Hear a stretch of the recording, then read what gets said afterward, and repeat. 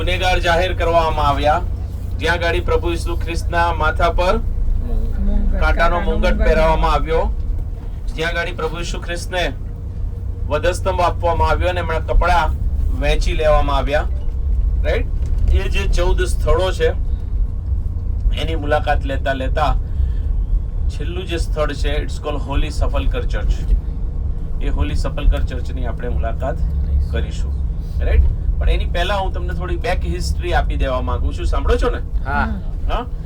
Eden tours એ historical, geographical અને બિબ્લિકલ વ્યૂથી હું તમને બધું જ સમજાવવાનો માટે પ્રયત્ન કરીશ. જનરલી ઘણી ટ્રીપમાં કેવું હોય કે બિબ્લિકલ સમજાવે પણ હિસ્ટોરિકલ ના હોય, જીઓગ્રાફિકલ ખબર ના પડે. પણ હું માનું છું કે તમારા માઇન્ડમાં હવે ઇઝરાયલનો મેપ સેટ થઈ ગયો હશે. રાઈટ, હા. અને એટલે એના પરથી હું તમને સમજાવવા માંગુ છું કે આપણે હવે જે જગ્યાએ જઈ રહ્યા છીએ હોલી સફલકર ચર્ચ કેમ અગત્યનું અને મહત્વનું છે. કારણ કે પ્રભુ ઈસુ ખ્રિસ્તના મરણ પછી, પુનરુત્થાન પછી, સ્વર્ગારોહણ પછી, રાઈટ, રોમન સામ્રાજ્ય ત્યારે રાજ કરતું હતું. અને મેં તમને અગાઉ કીધું હતું કે એ યહૂદીઓએ રોમન સામ્રાજ્યની સામે એટલો બધો બળવો પોકાર્યો કે એમને રોમન સામ્રાજ્યની અંદર સૌથી વધારે ક્રૂરમાં ક્રૂર સજા હોય તો એ તો વધસ્તંભે જડવાની. બરાબર. અને મેં તમને કીધું હતું કિન્દ્રોન નાળાની અંદર એટલા બધા વધસ્તંભ ટાંગવામાં આવ્યા હતા, ઉભા કરવામાં આવ્યા હતા કે એક વધસ્તંભથી બીજા વધસ્તંભની વચ્ચેથી માણસ ચાલીને જઈ શકતો નહોતો. એટલું બધું કતલેઆમ ચાલ્યું હતું, એટલું બધું લોહી વેવડાવવામાં આવ્યું હતું. રાઈટ, એ પ્રથમની સદીની અંદર પ્રભુ ઈસુ ખ્રિસ્તના પુનરુત્થાન પછી પ્રથમની જે મંડળી હતી, ખ્યાલ છે, શિષ્યો બધા રોમન સત્તાથી બી અને સંતાઈ ગયેલા, ખોવાઈ ગયેલા, રાઈટ, છૂમંતર થઈ ગયેલા. બરાબર. અને એ બધી પરિસ્થિતિ ત્યારે હતી, ત્યારે શિષ્યો વિખેરાઈ ગયા. અને એટલે તમે પ્રેરિતોના કૃત્યો એનો 1લો અધ્યાય ને ગઈકાલે આપણે 7મી કલમ વાંચી હતી કે જ્યારે પવિત્ર આત્મા તમારા પર આવશે ત્યારે તમે સામર્થ્ય પામશો અને પછી તમે યરુશલેમ, યહૂદિયા, સમરૂન અને દુનિયાના છેડા સુધી તમે મારા સાક્ષી થશો. પણ તમે 7મો અધ્યાય ને 1લી કલમ વાંચો પ્રેરિતોના કૃત્યો તો ત્યાં આગળ કહેવામાં આવ્યું છે કે એ સતાવણી ત્યાં આગળ સાઉલ દ્વારા કરવામાં આવી. અને એટલે કે છે મંડળી શું થઈ ગઈ?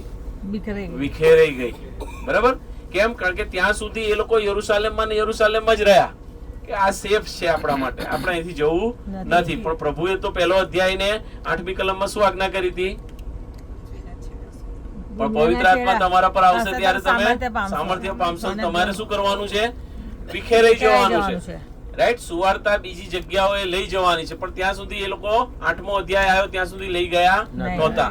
અને એટલે સત્તાવણી લાવવામાં આવી.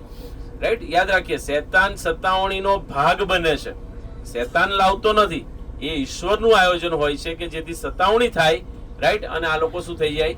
વિખેરાઈ જાય. એટલે એમાંનો એક શિષ્ય આપણે ત્યાં આવેલો સત્તાવણી થઈ પછી. કોણ?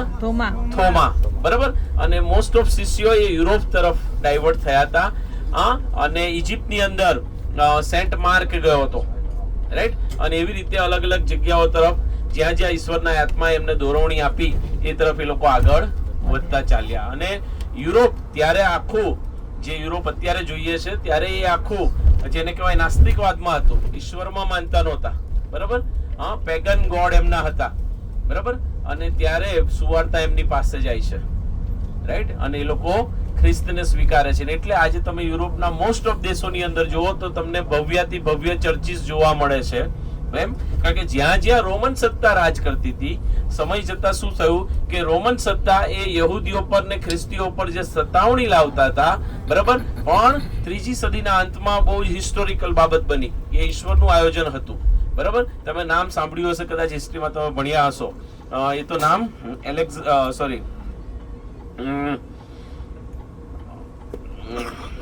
કોન્સ્ટન્ટાઇન. બરાબર. કોન્સ્ટન્ટાઇન અને કોન્સ્ટન્ટિનોપલ. રાઈટ, કોન્સ્ટન્ટિનોપલ એ એક શહેરનું નામ હતું, એક રાજધાનીનું નામ હતું. બરાબર. અને કોન્સ્ટન્ટાઇન ત્યાંનો રાજા હતો, રોમન રાજા હતો. અને જ્યારે એ લડવાને માટે મિસર તરફ આગળ વધી રહેલો અને ત્યારે એને આકાશમાં ક્રોસ સાઇન દેખાઈ. અને ક્રોસ સાઇન જોઈને તો વિચારે છે કે આ તો જે લોકોની હું સતાવણી કરું છું એમની આ ધર્મની સાઇન છે. રાઈટ. અને ત્યારે એ મનોમન પ્રાર્થના કરે છે કે એ જો તો સાચો જ ઈશ્વર હોય તો હું જે યુદ્ધ લડવાને માટે જઈ રહ્યો છું, રાઈટ, એ યુદ્ધ જીતવું એના માટે અશક્ય હતું, બરાબર. પણ તેમ છતાં એ વિચારે છે કે હું જે યુદ્ધ લડવાને માટે જઈ રહ્યો છું, જો એમાં તમે સાચા ઈશ્વર છો અને તમે મને જીત અપાવશો તો હું તમારો અંગીકાર કરીશ અને હું ખ્રિસ્તી સમજણ સ્વીકારીશ, રાઈટ. અને એવી રીતે કોન્સ્ટન્ટાઇન એ યુદ્ધ જીતી જાય છે 3જી સદીના અંત ભાગની અંદર. અને એ કોન્સ્ટન્ટાઇન અને કોન્સ્ટન્ટિનોપલ અને કોન્સ્ટન્ટાઇનની માતા ક્વીન હેલિના, એના મધર, એ લોકો ખ્રિસ્તી સમજણ સ્વીકારે છે, સુવાર્તા સ્વીકારે છે. અને ત્યાર પછી જ્યાં જ્યાં રોમન સામ્રાજ્ય ચાલતું હતું ત્યાં ત્યાં ખ્રિસ્તી સમજણ અથવા ખ્રિસ્તી ધર્મ એ શું બન્યો? રાજધર્મ બન્યો. શું બન્યો? રાજધર્મ બન્યો. અને ત્યારથી કેથોલિઝમ, રોમન કેથોલિક કહેવામાં આવે છે, બરાબર. રોમન કેથોલિક કેમ? કારણ કે રોમન જે આખી વ્યવસ્થા હતી, જ્યાં જ્યાં રોમન સામ્રાજ્ય ચાલતું હતું એની જે સમજણ સ્વીકારી ત્યાર પછી એ રોમન કેથોલિક ચાલુ થયું, બરાબર. એટલે રોમન કેથોલિકની સમજણ તો 4થી સદી પહેલાની છે, બરાબર. અને ત્યારે શું થયું? એ કોન્સ્ટન્ટાઇન રાજા અને ક્વીન હેલિનાએ નક્કી કર્યું કે આપણે આ જે વચનનો દેશ છે એની આપણે મુલાકાત લઈએ. અને એટલે એ લોકો વચનના દેશની મુલાકાતે આવ્યા. અને ત્યારના સમયની અંદર 4થી સદીની અંદર મુખ્ય જે ચર્ચીસ અહીંયા બંધાયા એમાંના 2 મુખ્ય ચર્ચ, એક ચર્ચ ઓફ નેટિવિટી જેની આપણે સાંજે મુલાકાત લઈશું અને ચર્ચ ઓફ હોલી સફલકર, બરાબર. હા, એ ચર્ચ ઓફ હોલી સફલકરની આપણે મુલાકાત લઈશું, રાઈટ. આ મેં તમને બેક હિસ્ટ્રી કીધી. એ 14 વેદનાના માર્ગે ચાલતા ચાલતા આગળ જઈશું ત્યારે આપણે છેલ્લે ચર્ચ ઓફ હોલી સફલકરની અંદર પહોંચીશું. અને ત્યાં એ વેદનાનો માર્ગ પૂરો થશે ત્યાર પછી આપણે લંચને માટે જઈશું. અને લંચ પૂરું કરીને પાછા આપણે બેથલેહેમ જઈશું. ત્યાં આગળ આપણે શેફર્ડ્સવિલની મુલાકાત લઈશું. પછી ચર્ચ ઓફ નેટિવિટી જઈશું બપોર પછી. અને ત્યાર પછી આપણે હોટલ પર પાછા ફરીશું, રાઈટ.